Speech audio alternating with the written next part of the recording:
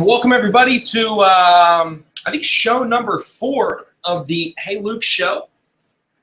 We are still very ghetto right now with webcams over here on Meerkat as well. We will be in the new office in mid-May. This will be coming to you live from an actual studio rather than a webcam in my office. So I still want to be able to provide you all value, drop as much knowledge as I possibly can. In that mean time. Again, if you have not checked out Meerkat, we are streaming live from Meerkat today.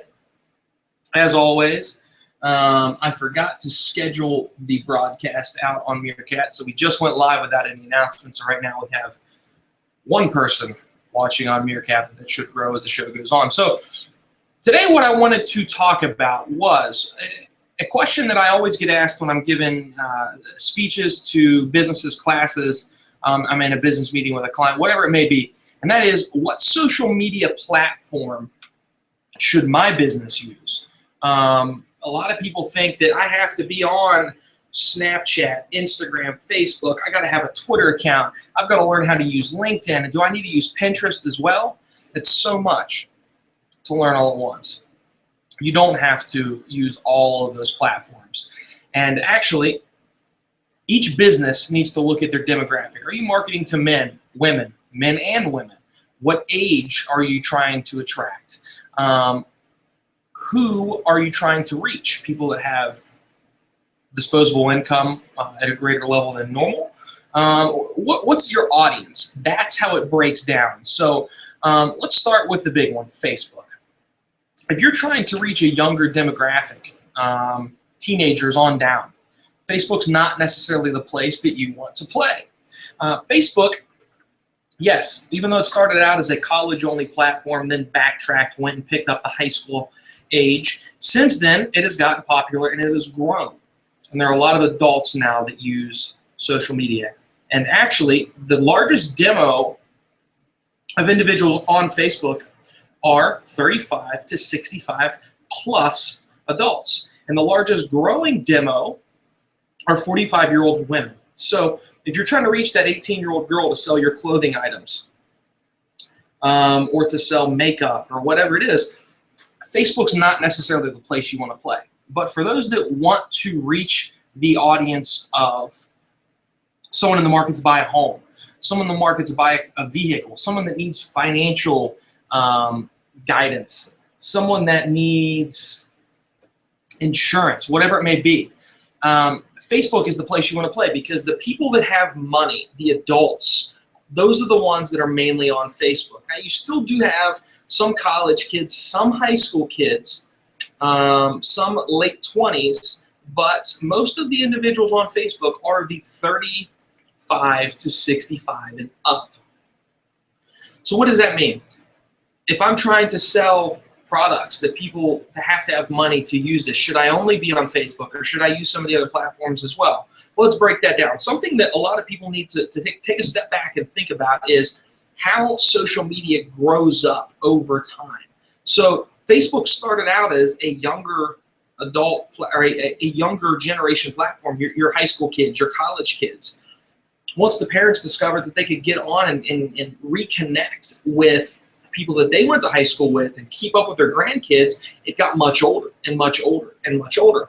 Something that's interesting now, I tell this story a lot. My girlfriend's little sister has no interest in being on Facebook, but she does have a Snapchat, she does have an Instagram, a younger demographic. So if I'm trying to sell a product to a 12-year-old girl, to a 18-year-old girl, I want to play on Snapchat, I want to play on Instagram. That's where I need to market, because that's where my audience lives. See, the funny thing about social media, why it's so much more different than traditional media, is you have these different age and sex categories that are playing in different places of the social media realm that you really couldn't break that down. Anybody from a 10-year-old girl to a 65-year-old man watches TV. So how do you really break that down and decide where you're going to put those ads other than by the programming that's running? With this, we know that 35 to 65 and up year old adults are the ones that are on Facebook.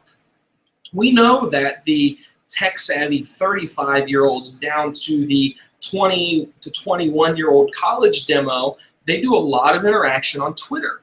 We also know that the younger demos, the middle school all the way up to college, that's where they're playing on Snapchat and Instagram. So depending on your product, you can go all the way down this rung and determine, okay, this is who I sell to. This is the social media platform that they are currently on. I need to jump on that. Now, here's the funny thing. If you're trying to market to those adults, should you not try to market at all on the platform where the younger demos are playing? So, example, if I'm trying to reach a 45-year-old man that has enough money to buy a new home, should I not interact on Instagram at all? That depends. How much time, how much energy can you allocate towards social media? Because if you start doing that now, even though, yes, a lot of Instagram are college and high school kids, those college and high school kids do mature and they do get older and their financial and net worth goes up. If you can storytell in a manner that resonates with them now, when they get much older, they're going to know you. So here's a good example. Back before Sirius and XM came out, I used to listen to the radio when I was in a car, right? Didn't have anything else to do. Now we don't have to listen to radio ads. So this has changed. But back then, when I was 10, 11, 12, my mom would be driving me to school, whatever, and I would hear Dan Ryan Builders ads playing on the radio. I wasn't in the market to buy a home until this year, okay? But yet, I still remember those ads from how they were storytelling on a platform that I was listening to at my age. So at 12 years old, I was in the car with mom. I was going to school with mom. I was going to the mall with mom. And I heard Dan Ryan Builders all the time on the radio. Things have changed. 12-year-olds don't listen to the radio anymore. If mom is, for some reason, out of date and doesn't have Sirius XM in her car, that 12-year-old boy or girl now is on their phone listening to Pandora Sirius XM. So Dan Ryan Builders can no longer reach them in that same capacity that they once could. So what they need to do now is you can't storytell to a 12 or 13-year-old person on Facebook the way you can on Instagram. So put most of your energy here towards Facebook because that's where the people that have money play. But also allocate time and energy towards making sure that that 12, that 13, that 14, 15, 16-year-old child, teenager, is thinking about you from the time they're young until the time that they get to the point to where they can purchase your product. It's strategic storytelling, and you don't have the platforms that you had before, like radio, like television, things like that. Things have changed. Our attention has shifted from here to here. It's actually much easier. So, the content you want to put out there can very easily resonate with an adult, but it can also resonate with that person that's not a customer now, but can be a customer in 10 to 15 years. It's a long-term play. It's like trying to turn a girlfriend into a wife. What's more valuable, one-night stand or marriage? Okay, what takes more time and more energy, a one-night stand or marriage? It's the same thing. If you're wanting to build a long-lasting relationship, you need to talk to the people that have the money to spend now, that can give you the cash now to get your product. So you need to know what platforms they're on. We'll go through that again in a minute. But you also need to be building that context, building that relationship with somebody that's not necessarily going to be your customer until longer down the road. So it's a long-term play. And you might be like, damn, Luke, that is a lot of work. I don't know if I'm willing to allocate that much time and energy to it. Well, that's fine. I understand. You're right. It is a lot of work. But the first person that is in your playing field that is willing to put that time and energy into it to storytell to your current customers, as well as trying to get those younger generation customers on board now so that when they're in the market to buy your product, they think you first. If they do it and you don't, you will lose. So that's why we're here today talking to you about what platform you should be on. You need to think about it in two ways. How can I talk to my people right now that are willing to buy my product? And how can I talk to the people that are going to be willing to buy my product down the road? Because you can do both very effectively in 2015 and beyond.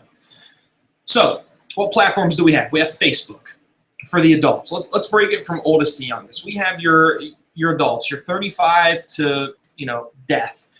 Is going to be your Facebook. And LinkedIn is very interesting. They're getting more and more of a social media feel to them. Before, it was very much your online portfolio. It wasn't something that a lot of people wanted to play on, but now when you go to LinkedIn, you look in the newsfeed, there's some more content showing up. A lot more people are starting to interact and engage on there. So they're starting to get more of a following. So you can spend more time there. That's going to be your executives, your CEOs, your GMs, all the way down to the janitor that has a LinkedIn profile. So your adults that have money are on Facebook and on LinkedIn. One step down, we have your high school kids. I'm sorry, your college kids, anywhere from your undergrad to your grad, master's, doctorate, whatever. They are still going to be somewhat on Facebook. So you need to still play on Facebook a little bit with them. But the biggest change for this year and the end of last year, two platforms that are blowing up the most in that age range, your college all the way from freshmen to doctorate and grad school students, is Instagram and Snapchat. They are on it constantly. The attention graph is what matters. It's not necessarily what you understand. It's what the attention graph is showing us where people are paying attention. And the college students are paying attention to Instagram and Snapchat. And something else you need to just look some of these up. If you're like, what the heck is Snapchat? Everybody should know what Instagram is, but what is Snapchat? Look it up. Do some research. It's as easy as a Google search or going to the App Store, the Google Play Store, and searching these terms. Yik Yak. Y-I-K-Y-A-K. All one word, Yik Yak. Another one that's very, very, very popular in the college realm. So if I sell clothing, if I'm Park and Madison and I sell clothing, or I'm Altered Ego Boutique and I sell clothing to a college student, I need to be on these platforms. I don't want to necessarily be spending all my time on Facebook or LinkedIn, because guess what? Those college kids are on there, but maybe once or twice a day at the most. Sometimes it's once or twice a week. They're on Instagram and Snapchat several times a day, at times several times an hour. They're just consuming this content rapidly. That's where you need to play for that demo. And storytelling within that platform is very important. We'll try to get to that at the latter portion of the show. How do you storytell on Snapchat and it work for you? What do you need to do to make it work? And then how do you go to Facebook and storytell to get it to where your content is actually going to get seen? So we'll talk about it at the end of the show. Let's say I sell something that could also resonate with a high school kid or a college kid. So it's a candy shop in the mall. It's an arcade in the mall. It's a clothing store that college kids buy from, but we also have clothing that a 12-year-old girl could buy from. Well, before it was, let's get this message to the mom. Certainly you can do that. And where are you going to do that at? You're going to do that on Facebook. Let's show the mom how adorable her little girl or little boy can look in her clothes, or how we have a children's menu and they need to come to our restaurant. That's Facebook. But now you can storytell to the child, the little girl, the middle school kid, the high school kid, to where you can also get them saying, Mom, Dad, I want to go here to get my clothes. I want to go here to get my new shoes. Let's go to dinner here tonight. So you can have the mom thinking about how they can eat for free, how they can get a discount on their clothes, they can blah, blah, blah, blah, blah. You're still storytelling to them, but you also, on this side of things, you're storytelling in a different room to the children, getting them to go to their mom and dad saying, hey, we need to go here. I want to get my clothes from here. I saw this, this, and this, whatever it may be. You couldn't do that with traditional media before. Now you could do that with social media.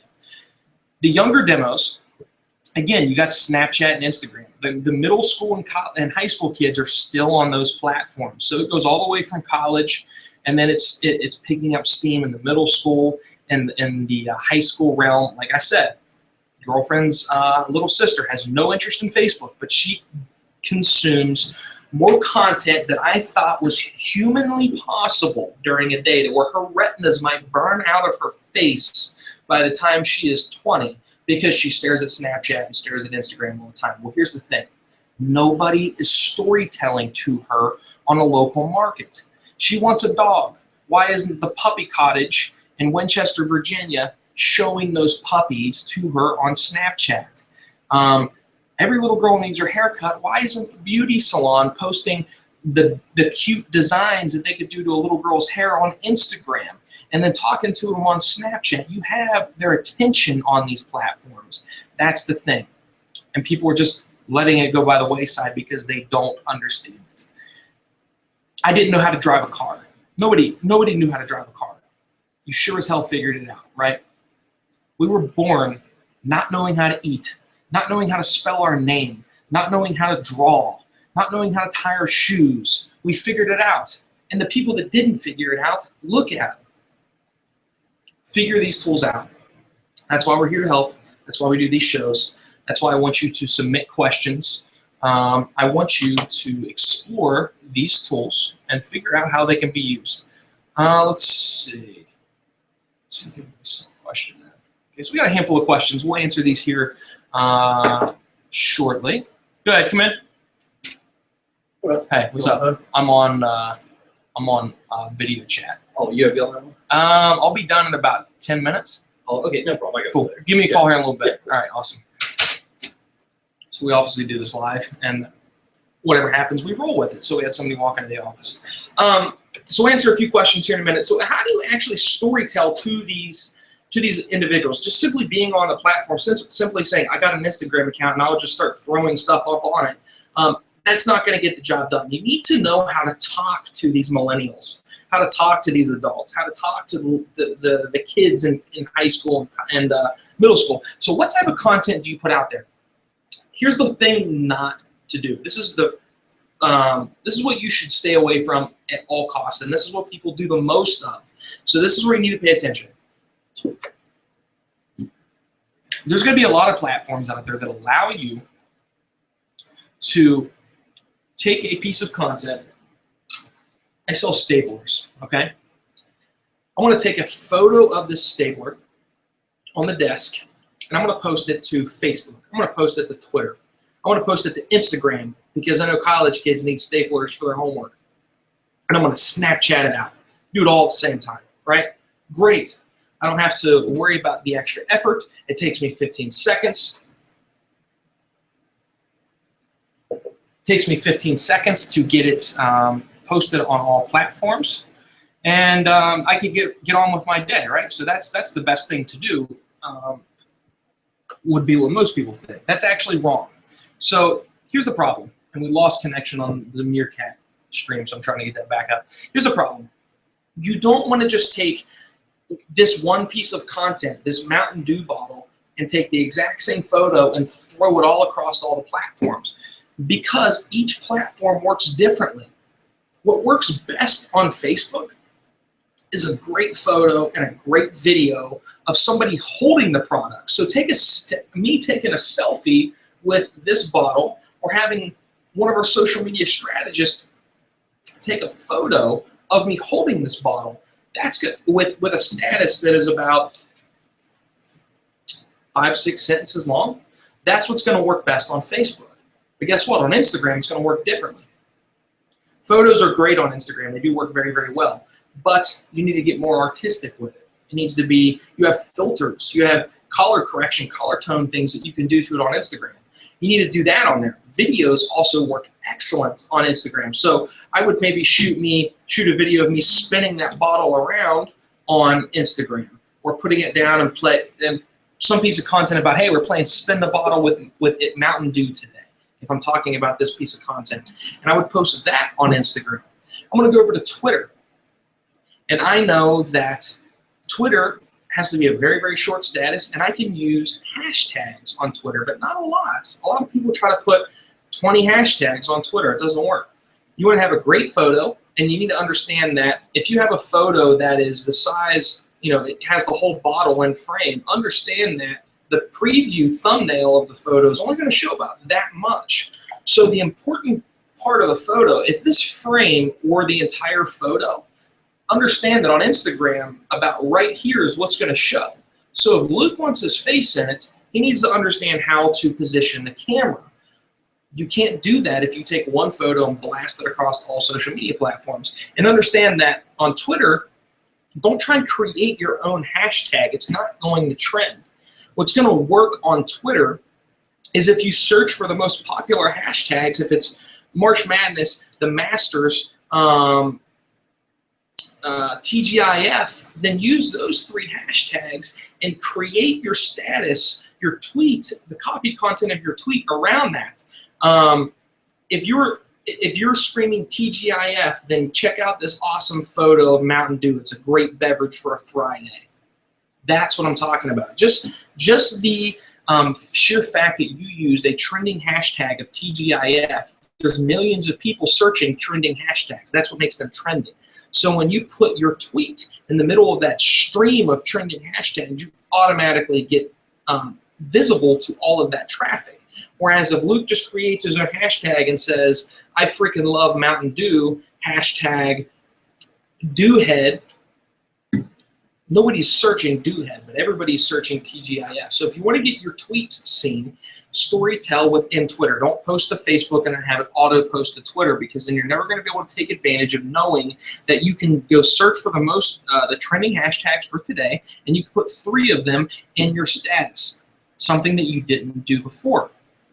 And then on Instagram, let's back up to that. That is another great way to get found on Instagram. If you just simply post something, let's say you're starting out, you only have 20 followers on Instagram. Well, you need to strategically use hashtags to get found on there.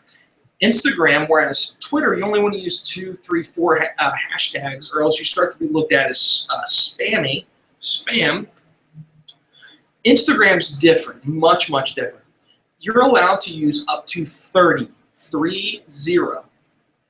hashtags on Instagram is what you're able to use. And what happens is people search these hashtags. If I'm searching something about, I enjoy cigars, okay?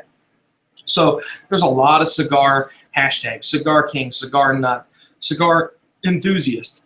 I search these and I see what other cigar enthusiasts are talking about. So by you using hashtags as well around your product, if you sell wedding cakes, if you sell wedding dresses, if you sell staplers, if you sell fitness apparel, if you're a personal trainer and you use hashtags around that, people search that, people discover you, and it helps you get engagement going. Now here's the beautiful thing. You don't have to retype all 30 hashtags every single time. What you can do is you can use tags for likes. It's an app. It's a very easy to use app. It's tags for likes. Go to the App Store and find it. What you can do is you can search for different things. Where if I want to search for hashtags about shoes, they have those there. I had to create my own about marketing and Facebook marketing, Twitter marketing. I've created all my own. But what happens is you create that list of 30 one time, and it saves it there. And all you have to do is go back and copy that, come back in, and paste it in Instagram. So you don't have to write 30 hashtags every single time. It saves you time and energy, which is a beautiful thing. So with this, what I want you to take away from this is what platform should you be on? Don't try to get on social media and do every single thing. You shouldn't have to be on Pinterest, Facebook, Twitter, Instagram, Snapchat. You shouldn't have to be on all of them, because what will happen is you'll do it for a couple of days, you'll get overwhelmed, and then it will stop, and you just simply can't take that capacity if it's a one-man show. Understand where your market's at. The older adults, money, age, 35 to 65 up, those are the ones that are on Facebook and LinkedIn. The high school and college kids are on, the college kids heavy are on Snapchat and Instagram. The high school and middle school kids are not even really getting a Facebook account at all. They're using Snapchat and they're using Instagram. So if you're trying to market to somebody now that's ready to buy your product, that has money to buy a house, buy a car, buy insurance, to buy a wedding dress, that's getting married, you need to be on Facebook, but you also need to take time out of your day to start to engage with them on something like Snapchat or something like Instagram, because that's where they're at now, and you can have them thinking about you from the time they're a kid all the way to the time where it's time for them to get married, because they've been engaging with the Vow Boutique on Instagram since the time they were a 12-year-old girl. So strategically storytelling to the right audience is a beautiful thing, and it works very, very well. I'm talking to you on a platform that a 12-year-old is not going to be on right now, but here's the thing. I also have a Snapchat show that I push out every single day. I try to push it out. Sometimes I don't get it out every day. I get it out 3 times a week. But I get out something that we call Snap Success. And it takes about 30 seconds. It's a very short show. It's 5 or 6 clips. And I'm giving advice. How do you decide what you want to do for the rest of your life? How do you decide what college to choose? If you're a part-time employee, how do you approach your boss and ask them for a raise properly and effectively get that raise? So I'm not telling them how to market their business. I'm giving them career advice. They're learning who Luke Nestler is at a younger age, so that when they get to that point in their life where they have a business, guess who's been talking to them for the past 3, 4, 5 years? I have. But at the same time, I'm making time over here to talk to the people that have the money to spend on marketing to grow their business right now. So storytelling to your audience and the people that are soon to be your audience, a long-term play. Very, very, very important. I hope this is something that a lot of you take into consideration. I would love to answer your questions. If you have a question, shoot me an email at luke@thinkimpact.com. That's think as in thinking, impact spelled with a K, I-M-P-A-K-T. We're here to help. We're here to help you grow your business. We're here to help you to evolve professionally.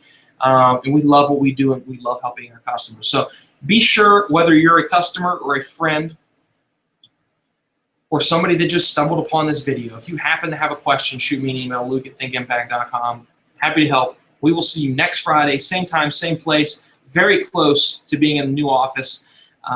Mid-May, you will be seeing a completely different setting. We will be in a studio live, helping you out, answering your questions. If you haven't gotten your tickets to the Evolve Conference, go to evolve-conference.com. Use the coupon code EVOLVEME for a $50 discount.